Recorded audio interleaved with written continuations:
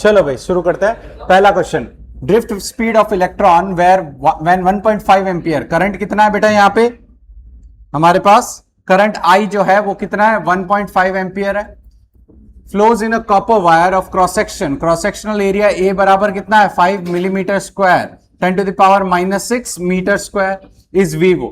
Okay, drift speed क्या है? V है, मीटर पर सेकंड। क्वेश्चन ये बोल रहा है if the electron density of copper, electron density किसको कहते हैं बेटा? स्मॉल n को। कितना है ये हमारे पास? 9 into 10 to the power 28 metre to the power -3। ये हमारे स्मॉल n की वैल्यू हो गई। चार्ज ऑफ इलेक्ट्रॉन E बराबर कितना दिया गया है? 1.6 इंटू 10 की पावर -19 कूलम। तो क्वेश्चन पूछ रहा है ड्रिफ्ट स्पीड क्या होगा? क्या रिलेशन है करंट और ड्रिफ्ट स्पीड की? I बराबर NEA VD। So drift velocity VD बराबर क्या हो जाएगा बेटा? I upon NEA। अब करंट कितना है यहां पे? 1.5। नंबर डेंसिटी कितना दिया हुआ है? 9 into 10 to the power 28 copper का। E electronic charge 1.6 into 10 to the power -19। और एरिया कितना है? 5 इंटू 10 टू द पावर -6। किसी को कोई डाउट? क्लियर है ये बात? सिंप्लीफाई करेंगे, क्या आंसर आ रहा है?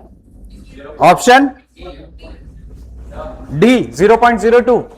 चलो भाई इसको सिंप्लीफाई कर लेना, करेक्ट आंसर जो है ऑप्शन डी देख लेते हैं। किसी को कोई डाउट?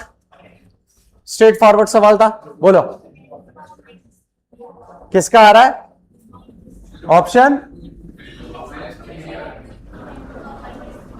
इसके साथ 10 टू द पावर -3 आ रहा है। चलो भाई चेक कर लेते हैं फिर। तो सबसे पहले सिंप्लीफाई करते हैं। हमारे पास कितना है? 1.5 whole divided by 9 into 1 by 1.6 को हम सीधा यहां पे 6.25 लिख देते हैं, 10 टू द पावर 18। और ये आ जाएगा 9 इंटू 10 टू द पावर 28। और ये हो गया हमारे पास 5 इंटू 10 टू द पावर -6। 5 3 जा करेक्ट है, एक पॉइंट उड़ा देते हैं या एक्स्ट्रा 10 लगा देते हैं। 5 3 जा और 3 3 जा 9। कोई दिक्कत है यहां तो बोलो? Magnitude wise 6.25 divided by 3 into अब 18 और 25। पहले तो यहां पे सिंप्लीफाई करते हैं। 28 - 6 कितना होगा? 22। और 22 और एक 10 23। ये 23 ऊपर जाएगा तो 10 की पावर कितना हो जाएगा? 18 - 23 -5। 3 से डिवाइड करो, 3 2 जा 6 करेक्ट। 24 0 8 डालें, 2.08 इंटू 10 की पावर -5। 0.02 आई थिंक यहां पे मीटर पर सेकेंड है, तो यहां पे कहीं ना कहीं आई थिंक 10 की पावर -3 भी होना चाहिए। सही है? अब ठीक है, कोई डाउट? बढ़े अगले सवाल पे। बाकी सब तो स्टैंडर्ड यूनिट्स में रखा है ना हमने, बिल्कुल। वहां पे मीटर क्यूब में या मिलीमीटर को कन्वर्ट कर दिया हमने -6 मीटर स्क्वायर में, कोई दिक्कत नहीं है। चलो बढ़ते हैं अगले सवाल पे। एक तो नॉर्मल तरीका है इस क्वेश्चन को सॉल्व करने का, रेजिस्टेंस निकालो, चेंज इन रेजिस्टेंस निकालो, डिवाइड करो, ठीक है। अब हम दूसरी तरीके से सॉल्व करेंगे। A copper wire is stretched to make 0.5% longer, ठीक है भाई। Delta L by L into 100 कितना है बेटा? Delta L by L into 100 कितना है? 0.5%। किसी को कोई दिक्कत है यहां तो बोलो? क्लियर है ये बात? Change in length upon original length into 100, that is the change in percentage change. The percentage change in its electrical resistance if its volume remains constant। अगर वॉल्यूम कांस्टेंट है तो अब हम क्या करेंगे, थोड़ा ध्यान देना। R बराबर किसके है हमारे पास? रो L बाई A। कोई डाउट है यहां तो बोलो? क्लियर है ये बात? अब हम क्या करेंगे, ऊपर और नीचे इसको L से मल्टीप्लाई कर देंगे। कोई डाउट है तो बोलो? अब यहां पे R बराबर ये आ जाएगा rho L square by volume. Area into length is what? Volume. Area को लेंथ से मल्टीप्लाई करेंगे, वॉल्यूम मिलेगा। अब एक बात बताओ, इधर कौन कौन सी क्वांटिटी कांस्टेंट है राइट साइड में? वॉल्यूम और रो। तो R is proportional to L। अगर L चेंज करेंगे तो R भी चेंज होगा। कोई दिक्कत है इसमें तो बोलो? नहीं। तो हम यहां पे लिख सकते हैं delta R upon R, change in R upon R। या फिर सिंपल भाषा में अगर हम इसका डेरिवेटिव निकालें, डेरिवेटिव क्या आ जाएगा बेटा यहां पे? dr by R that will be what? Rho और v तो कांस्टेंट है, क्या हो जाएगा? Twice of dl by l। कोई दिक्कत है यहां तो बोलो? सिंपल, आपको पता है। किसी को कोई डाउट है तो बोलो? अब दोनों साइड 100 से मल्टीप्लाई करेंगे तो ये चीज क्या बन जाएगी हमारे पास? dr by r into 100, this is percentage change in resistance, will be equals to dl by l into, sorry 2 चला गया, 2 times dl by l into 100. कोई दिक्कत है तो बोलो. इसकी वैल्यू कितनी दी गई है? 0.5. तो ये आ जाएगा सीधा 2 इंटू 0.5. कितना परसेंट आ गया? 1%. कोई डाउट है तो बोलो, या नहीं समझ में आया तो बोलो. डन है? क्लियर है बेटा? कॉपी कर लो. चलो भाई करते हैं अगला सवाल. ध्यान दो यहां पे. A uniform metallic wire has a resistance of, कितना रेजिस्टेंस है बेटा यहां पे? 18 ओम है, 18 ओम. और and it is bent into an equilateral triangle, एक इक्विलेटरल ट्राइंगल में इसको बेंड किया गया है भाई. Then the resistance between any two vertices of the triangle, अगर हम ए बी और सी इसके वर्टाइसेस लेते, कोई भी दो के बीच में निकालना है, मैं इसको सिंपली बी और सी के बीच में निकाल रहा हूं. ठीक है, तो हमारे पास अगर ये 18 ओम का है पूरे वायर का रेजिस्टेंस और ये एक इक्विलेटरल ट्राइंगल है, तो हर एक साइड का रेजिस्टेंस कितना होगा? 6 ओम. एरिया इज कांस्टेंट ना, आप उसको बेंड कर रहे हो. Resistivity constant. क्या चीज चेंज हो रही है? लेंथ. लेंथ 1/3 हो रही है. अगर 1/3 हो रही है लेंथ, तो ये हर एक कितने का होगा? 6. 18 डिवाइडेड बाई 3 इज 6 ओम. तो ये 6 ओम का, ये 6 ओम का और ये भी 6 ओम का. कोई दिक्कत है यहां तो बोलो. भाई पूरा वायर हमारा 18 ओम का था, उसको हमने पकड़ के बीच से क्या कर दिया? फोल्ड कर दिया. तो ये लेंथ हमारी 1/3 हो गई, ये लेंथ 1/3 हो गई, ये भी लेंथ 1/3 हो गई टोटल लेंथ की. अगर ये 30 सेंटीमीटर का वायर था तो ये एक कितना हो गया? 10 सेंटीमीटर, 10 सेंटीमीटर, 10 सेंटीमीटर. तभी तो ये क्या बनेगा? इक्विलेटरल ट्राइंगल बनेगा ना. तो अगर तीनों की साइड बराबर है तो तीनों का रेजिस्टेंस भी इक्वली स्प्लिट होगा. तो इसका रेजिस्टेंस 6 ओम, 6 ओम और 6 ओम. एरिया तो चेंज होगा नहीं बेंड करने पे, और रेजिस्टिविटी भी सेम मटेरियल है तो सेम रहेगा. कोई दिक्कत है इसमें तो बोलो. क्लियर है ये बात? चलो भाई, अब यहां पे अगर ये 666 है तो ऊपर वाले दोनों किसमें है? अगर मैं यहां बैटरी कनेक्ट कर रहा हूं तो ऊपर वाले दोनों सीरीज में है. बिल्कुल. तो 6 और 6 कितना हो गया? 12. तो हमारे पास अपर आर्म जो है वो आ गई 12 ओम की, और लोअर आर्म अभी कितने की है? ये अभी भी 6 ओम की है. किसी को कोई डाउट या नहीं समझ में आया? बोलो बेटा. 12 और 6. अब ये दोनों किसमें?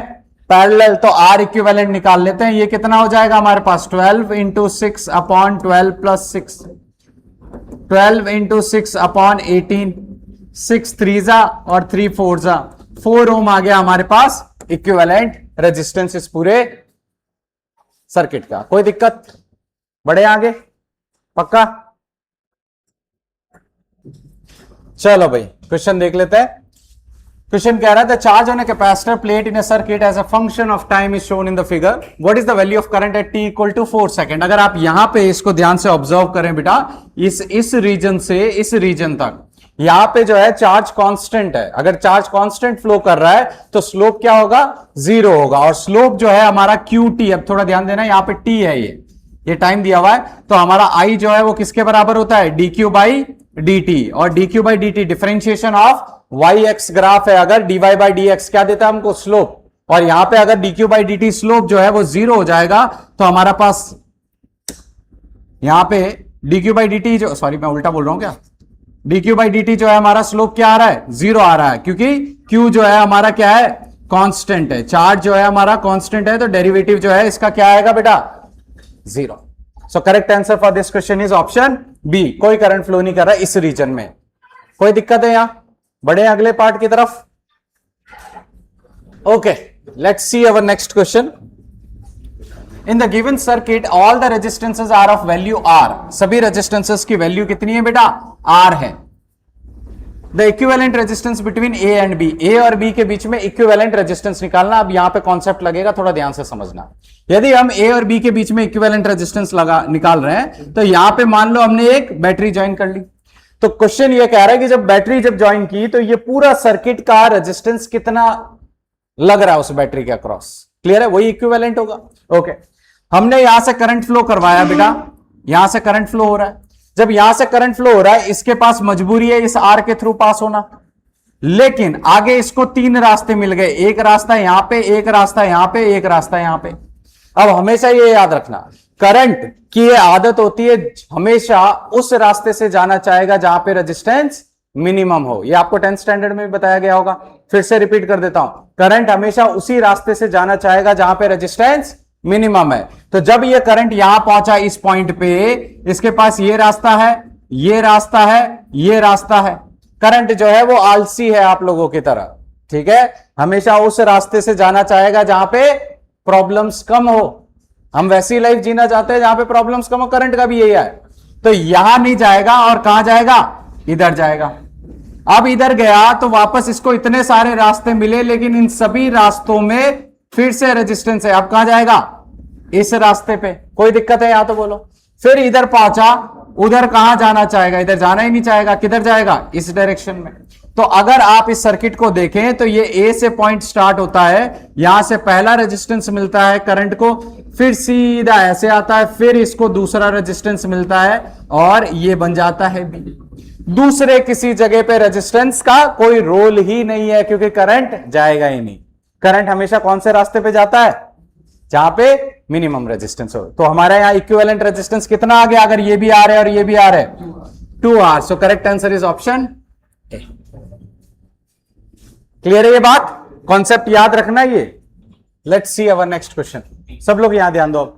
अ copper rod of cross sectional area, cross sectional area कितना है, ए है, carries a uniform current I, तो करंट कितना है बेटा, आई है through it at temperature T. अगर टेम्परेचर टी है, if the volume charge density is row. Volume charge density क्या होता है फर्स्ट चैप्टर से, चार्ज पर यूनिट वॉल्यूम। थोड़ा ध्यान रखना, अभी इसको कन्वर्ट करेंगे, चार्ज पर यूनिट वॉल्यूम।